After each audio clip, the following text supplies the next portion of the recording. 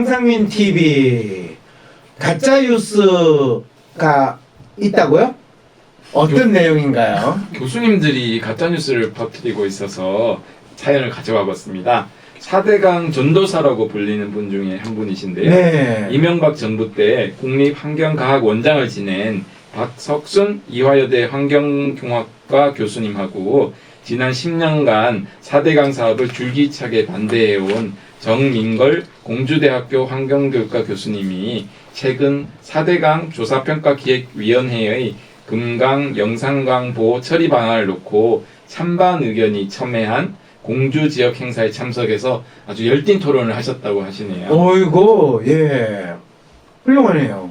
그런데 뭐가 그 열띤 토론을 해서 안 그래도 토론 문화가 없는 이 나라에서 참 좋은 모습을 보여주셨네요. 그 박석순 교수의 발언을 따르면 네. 4대강 그 보호 사업을 함으로 인해서 네.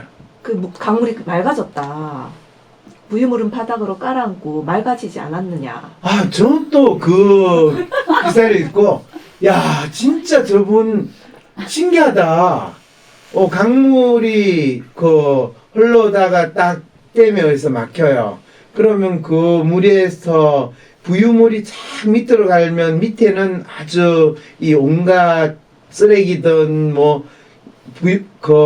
그러나요? 오염 물질이 다 밑에 있고 위에 물은 깨끗해 보인다. 그래서 물이 맑아졌다. 그럼 밑에 가라앉은 부유물은 뭐가 될까요? 썩지 않나요? 썩죠. 물은 가둬두면 썩잖아요. 그렇죠. 근데 이분은 왜 이런 주장을? 이분은 무슨 말이에요? 겉으로 보이는 맑아 보이는 부유물이 가라앉은 물을 보고 이거는 맑은 물이야 너 마셔 하면 마시겠다는 거죠. 이 똥물도 조금 시간이 지나면 들어온 거 내려면 위가 아주 맑게 보이는데 이분 아마 집에서 주로 이 화장실 그 물을 아끼느라고 아마 그 똥물도 드시는 분인 것 같아요. 환경을 참 생각하시는. 그래서 환경을 생각하시는 분이죠. 그리고 참 난 이분 이야기 재밌어요. 바닥에 실지렁이라든지 붉은 가까구가 생기는데 이건 청소동물입니다. 쓰레기를 청소하는 위대한 자연현상으로 볼 수 있죠. 그렇죠. 바닥에 뻘 같은 게 생겨가지고 강이라는 게 원래 바닥은 모래나 자갈이 있으면서 물이 항상 가고 이 바위나 이런 게 돌이 부서져가지고 모래가 되는 것이 이 수면서 필터링 작용을 해서 더 물을 깨끗하게 만드는데 부유물이 가라앉아가지고 뻘처럼 되면 그 뻘에 지렁이가 생기는 거거든요. 그런데 그 지렁이가 생기는 거는 저기 바다에 있는 갯벌에 지렁이가 생기는 그 지렁이와 그걸 갯지렁이라고 이야기하고 강바닥이나 호수 밑에서 부유물에서 일어나는 실지렁이는 전혀 다른 역할을 하는 내가 생물학과는 안 나왔는데 그 정도 상상을 할 수 있거든요. 그 실지렁이랑 붉은 깔따구가 대표적인 오염 지표종이라고. 그럼요. 거기는 진짜 그 실지렁이는 낚시할 때 이 물고기 먹이로 쓰면 안 먹어요, 물고기가. 왜냐면 그 지렁이나 깔따구는 독성이 있거든요.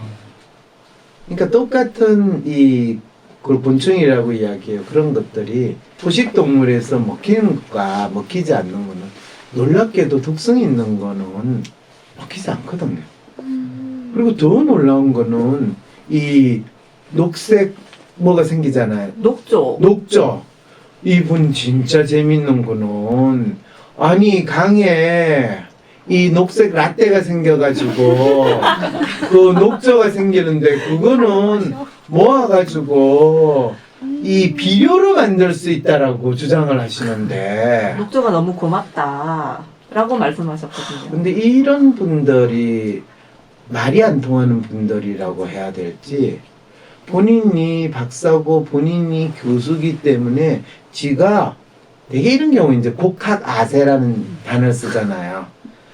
본인이 뭐든지 갖다 붙여가지고 우기건 되는 사실은 저는 뭐 전문 분야가 아니라고 이야기할 수 있죠. 그런데 어떤 전문적인 지식을 가지고 있느냐 떠나서 상식적으로 우리가 기본적인 자연 현상이나 환경에 대해서 생각하는 것, 그 현상이 맞느냐, 아니면 억지로 녹조되는 그걸 뭐라고 그래? 녹색 프릴이라고 그러나요? 뭐 이끼라고 그러나요? 그런 이끼를 모아서 뭐 비료로 만들 수 있다는데, 그 이끼의 문제가 보통 우리가 자연에서 볼 수 있는 이끼나 또는 바닷가에 있는 해초 이끼하고 어떤 차이가 있느냐 하면요, 그 지금 4대강 보에서 생기는 이 녹조 라떼 이끼는 그게 독성 물질을 포함하고 있다는 거예요. 그러면 그거를 뭐 어떤 처리를 해가지고 비료를 만들면 독성 물질이 함유된 비료, 물론 비료 자체가 좀 상당히 그런 독성하고도 많이 관련이 있지만, 그거를 비료로 만들 수 있어 더 좋은 거다라고 이야기하는데, 네가 그러면 그거 먹어라 이러고 싶은 생각이 들거든요. 4월 27일 토요일 WPI 초급 워크숍에 참여하세요. 자신을 이해하고 주위 사람을 더 이해하고 싶다면 WPI 워크숍에 참여하여 자신과 타인에 대한 이해 능력을 키울 수 있습니다. 4월 27일 토요일 WPI 초급 워크숍에 참여하세요. 문의는 02-6207-7430 또는 위섬센터 네이버로 연락주세요. 나는 소심한 사람인 것 같은데, 아니, 어떨 때는 활발하기도 하고, 나도 모르겠는 나의 진짜 마음을 밖으로 꺼내서 눈으로 볼 수도 없고, 어떻게 해야 진짜 내 마음을 확인할 수 있을까요? 내 마음의 MRI, WPI 검사를 해보세요. WPI는 대한민국 대표 심리학자 황상민 박사님이 10여 년간 연구 개발한 성격과 라이프 스타일의 과학적인 진단 방법입니다. 내 마음을 비춰주는 마음의 거울 WPI. 내가 어떤 사람인지 지금 알아보세요. WPI 검사는 인터넷 검색창에 황상민의 심리연구소를 검색해서 할 수 있습니다. 근데 사실 이런 거는 정말 일반인들이 보기에도 말이 안 된다는 걸 알잖아요. 네. 어떻게 이화여대 환경공학과 교수인데 이런 말을 하는 거죠? 이화여대 환경공학과 교수기 때문에 그런 이야기를 하는 거죠. 이 아마 서울대 환경공학과 교수거나 연세대학교 환경공학과 교수라면 그렇게 하지 않을 거라고 제가 이야기를 하면 여러분은 믿으시겠어요? 네, 그거는 어느 대학교 교수든지 관계없이 환경공학과 교수기 때문에 그래요. 왜냐하면 이분하고 토론했던 분은 환경교육과 교수잖아요. 그러니까 그 차이가 뭐예요? 공학이냐 교육이냐 이 차이인 거예요. 그래서 어떤 지식을 공학적으로 잘 끼워 맞추는 분이냐, 어떤 지식을 교육적으로 잘 전달하고자 하는 분이냐, 그거로 인해 가지고 똑같은 거를 하는 것처럼 보이지만 완전히 달라지는 거죠. 같은 물을 사슴이 먹을 때는 녹용이 되는 거고, 독사가 먹으면 독이 되는 거와 똑같은 현상이 벌어지는 거죠. 그래서 교수라고 다 같은 교수가 아니에요. 독사와 같은 교수가 있고, 사슴과 같은 교수가 있고, 목이 날아가는 교수가 있어요. 그러게 4대강 문제는 이미 다 파헤쳐질 대로 이슈가 파헤쳐져서 국민들도 이제 안 속는데 이분은 왜 이런 발언을 계속 하는 걸까? 이런 질문이 있거든요. 그 부분이 사실은 이분이 국립환경과학원장을 지냈잖아요. 그때 이분이 어느 정권 때 이 원장을 지내셨을까요? 이명박. 그렇죠. 이미 MB한테 본인이 잔자리 받았으니까 MB한테 보온을 해야 되잖아요. 아직까지요? 우리 지금 휴머니스트신가 보네요. 영혼을 판 것 같네요, 이분. 영혼을 팔을 수도 있고 휴머니스트로 어리를 지킬 수도 있는데, 이분이 말이 안 되는 걸 억지로 붙이는 거로 봐서 휴머니스트 경향이 상당히 높아요. 말이 안 되는 거를 억지로 붙이는 휴머니스트. 휴머니스트 분들은 어리는 거 다 어리가 뭔지는 모르겠지만은, 네. 그래서 이분이 내 생각에는 아마 그래서 그렇지 않을까. 그래서 이분에게 있어서는 그렇잖아요. 이번에 이 MB 재판에서 삼성의 이학수 부회장이 MB가 미국에 뭐 이 변호사한테 돈 주라고 그래서 돈 줬습니다. 그랬더니 저 미친놈! 거짓말 지나가지 마! 뭐 이랬다고 하잖아요. 그럴 때 이분은 그 재판까지 가가지고 그렇게 배신을 안 때리고 이렇게 꿋꿋하게 이 의리를 지키고 있을 때 이분은 나중에 교수를 끝나거나 뭐 교수를 하는 와중에도 얼마든지 다음 자리도 생각해 볼 수 있잖아. 그래요?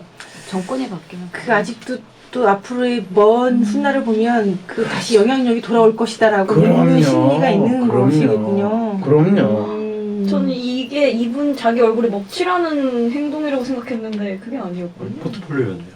포트폴리오 작성이고 훈장 하나씩 다는 거예요. 여러분들이 사대강에 대해서 욕을 먹을 때 낯선 사람 누굽니까? 접니다, 접! 이렇게 되는 거예요.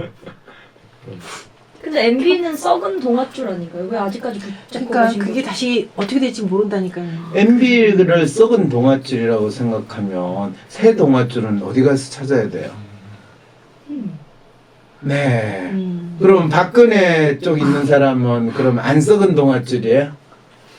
네. 그리고 중요한 거는 여러분들이 여기서 물론 이분이 꼭 이걸 뉴스에서 내가 잠깐 봤거든요. 놀라운 거는 이분이 그 공주 이쪽에서 그게 금강 영산강 보호 이 처리 방안을 놓고 토론을 했잖아요. 그럼 여기에서 데모를 막 하는 게 어느 지역구에 해당하는지 아세요? 그 지역구의 국회의원이 정진석 씨예요. 정진석 씨는 MB 청와대에서 정무수석을 하신 분이거든요. 네. 그리고 지금 나경원 대표도 그 데모하는 데 가가지고 난리를 쳤거든요. 그럴 때 정진석 대표를 만나가 악수하는 이 박석순 교수를 보니까 아, 저분은 돌에서 피어나는 석순이 아니라 진흙에서 피어나는 석순이구나.